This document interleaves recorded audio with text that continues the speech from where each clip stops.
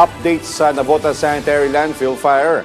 Ating alamin kasama si Fire Superintendent Anthony Arroyo, ang tagapagsalita ng Bureau of Fire Protection. Sir Anthony, magandang tanghali po. Welcome back sa Bagong Pilipinas ngayon. Yes, Sir Joshua, magandang tanghali rin at sa lahat ng nanonood at nakikinig po ng inyong programa. Yes po, ang update po ay ikalabing-isang araw na sa ngayon, no, sa patuloy sa isinasagawang malawakang operasyon kasama ang iba't ibang ahensya para tuluyang apulahin ang sunog sa basura sa lumang landfill sa Barangay Tansa 2, Navotas City. Okay. Sir, dito sa 11 days, may nakuha na po ba tayong impormasyon bakit nahihirapan tayo itong tuluyang maapula? May methane gas po ba sa ilalim ng landfill na nakikita natin pangunahing dahilan ng sunog? At paano po ito hinaharap ng ating firefighting operations? Yes, Sir Joshua, no, dahil po ang lawak po ng nasabing lumang landfill, ito po ay hindi na operational at abandon, ay may lawak ng 41 hectares, kaya napakalawak. Nung unang araw hanggang ika-10 araw, hindi po yan accessible dahil po nakahiwalay yung isla at sa pamamagitan lang lamang ng barge o roro para makarating diyan yung ating mga kagamitan tulad ng mga fire trucks, isinasakayan sa roro para makarating doon. At gayon din yung iba pang mga personnel natin ay araw-araw po nagpapadala ang inyong BFP ng mahigit kumulang 50 no, na responders. Excluding pa po yung ibang mga responders natin coming from Coast Guard, MMDA, DS or DPWH, local government ng Navotas City, yung CDRRMO, at iba pang mga national agency. Katuwang pa yung Philippine Air Force. So, kahapon lamang, Sir Joshua, no, ay nakapaggawa na ng paraan para magkaroon ng access na yung mga fire trucks natin anytime. Kasi ang layo nito sa Manila Bay or sa Navotas City land, mainland, ay nasa more or less 2.6 kilometer. Kaya nakasalalay pa doon kung high tide ay pwedeng ibiyahe. Kung low tide ay hindi pwedeng dumaan yung Doro. So kahapon po, meron na po tayong nagawang compact na daan doon patungo sa sabing isla. At ang pagdating dito, nakapaggawa tayo ng halos 8 station, no, para tuloy-tuloy at sama-sama ang pag-apula ng sunog. Ang ginagawa ng inyong BFP sa ngayon ay mini-misting po or total flooding control. Binabasa natin ang halos lawak ng bundok-bundok, no, ng mga basura. At kahit po usok lang sa taas, kung makikita yan sa thermal scanner natin, ay may mga hotspot pa rin. Ibig sabihin, maiinit pa rin po ang bandang ilalim or layered of mga nasabing basura sa ilalim.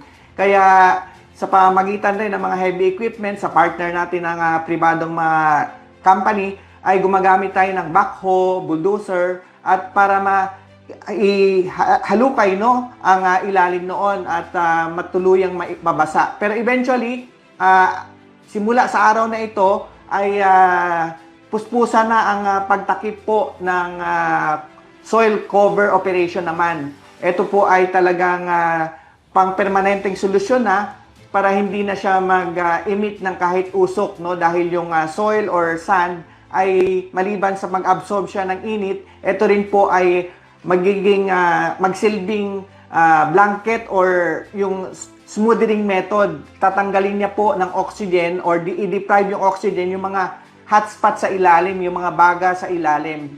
No? So, yun po ang magiging kaparaanan natin para tuloy na itong maapula. Okay. Well, nabanggit mo, sir, yung pagiging non-operational nito. Pero sa kabila po nito, sa inyo pong paunang impormasyon at investigasyon, may indikasyon po ba ng kapabayaan o kakulangan sa proper closure ng landfill na posibleng nagdulot nga po nitong sunog?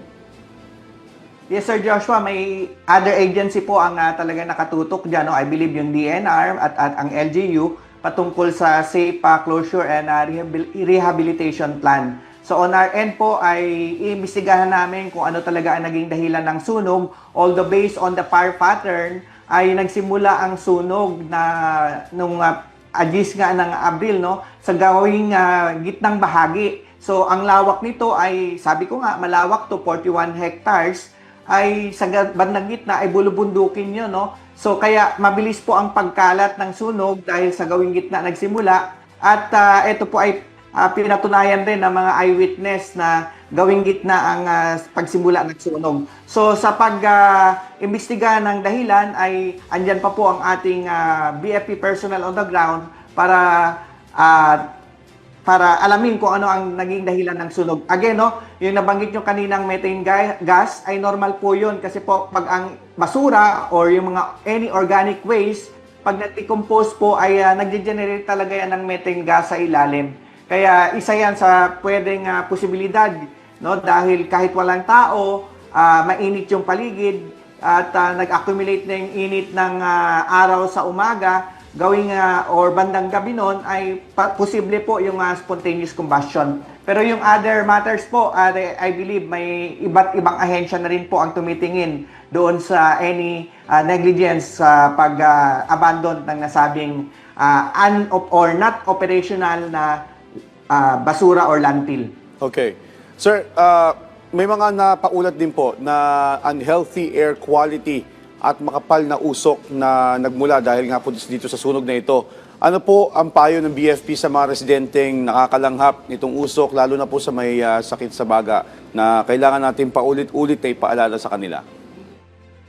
Yes, Sir Joshua, maraming salamat. No? At ang ating Environmental Management Bureau po ay maya-maya nag-public advisory patungkol sa Air Quality Index, no? At maging mapagmatsyag tayo, makinig tayo sa update everyday.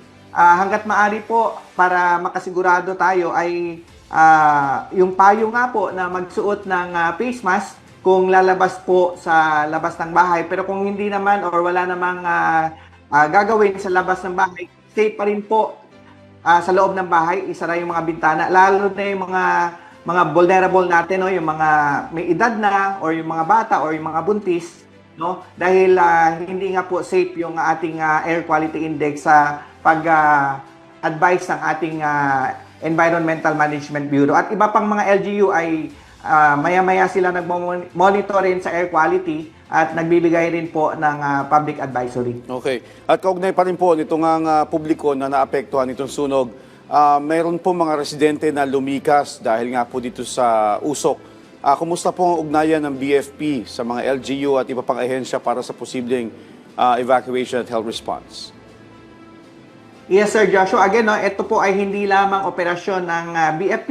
Ito po ay talagang interagency coordination. At yung ating local government from Nabota City ay nakipag-ugnayan din po sa mga other LGU na affected. At I believe po may continuous pong coordination na isinasagawa para sa nasabing evacuation at ano pang mga aid na kailangan po ng ibang affected na mga local government na area po. Okay. Well, Sir Anthony, sa inyo pong assessment sa BFP po na panig, sa tingin niyo po ba magiging operational pa itong landfill na ito pagkatapos itong insidente na ito o do we recommend na maging non-operational na ito permanently?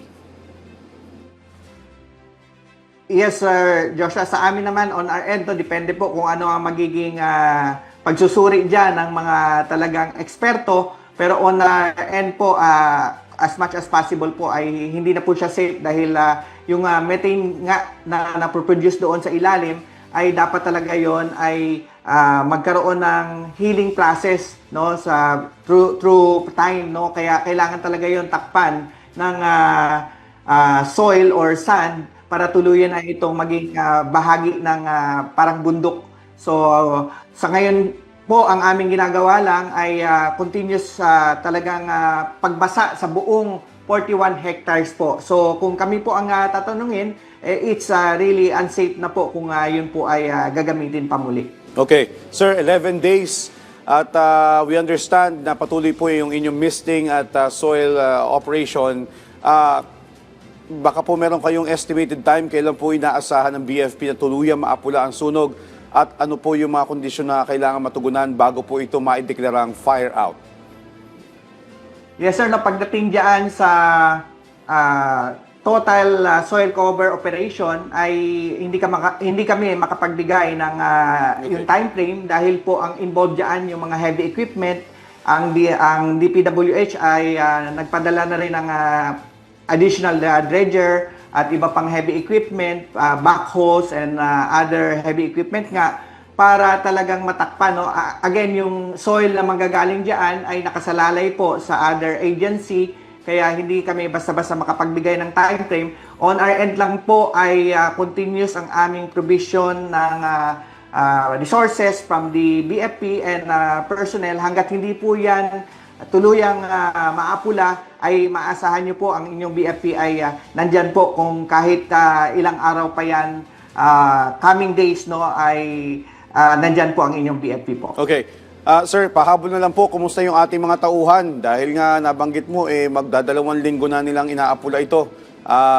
Paano po natin sinisigurado na ligtas sila? Yes po, syempre safety rin po ang talagang priority natin sa ating mga responders, kaya we advise them yung hindi na sapat yung face mask lang, no? Talagang KN95 na ang pinapagamit natin kung nabibigatan ng husto sa self-contained breathing apparatus. Yung face mask na talaga for proper air quality rin kahit paano ma-filtered sa mga true mask, no? Maya-maya tayo nagpapalit ng ating mga responders doon para maka-recharge naman at maka-pahinga. At lalo na paggabi, Sir Joshua, no, hindi natin maiwasan, lumalakas yung hangin at may ilan-ilan pa ring bahagi ang nag-reignite o nagre-rekindle. Kaya unsafe po yung paligid sa gabi, lalo na yung wala pang accessibility na daan. So, nag-temporary, naghinto tayo paggabi na para sa kaligtasan ng ating responders. Kaya may tinalaga tayo doon mga safety officers coming from the BFP din to make sure po na yung safety precaution ay strictly observed, hindi lamang ng BFP kundi lahat po ng mga responders na nakatutok doon araw-araw po. Okay. Sir, panghuli na lamang po, may mensahe at paalala nyo na lang po sa ating mga kababayan na nakapaligid po dito sa Navotas Sanitary Landfill. So again,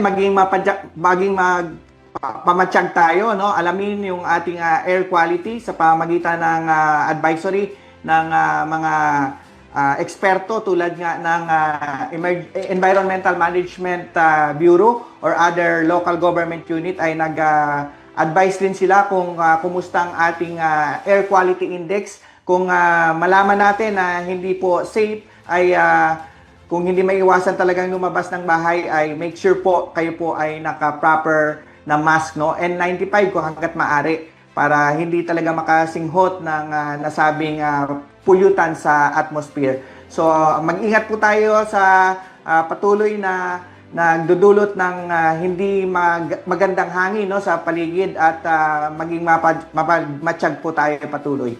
Okay. On that note, maraming salamat po sa update at sa inyong oras, Fire Superintendent Anthony Arroyo, ang tagapagsalita ng Bureau of Fire Protection. Thank you, sir.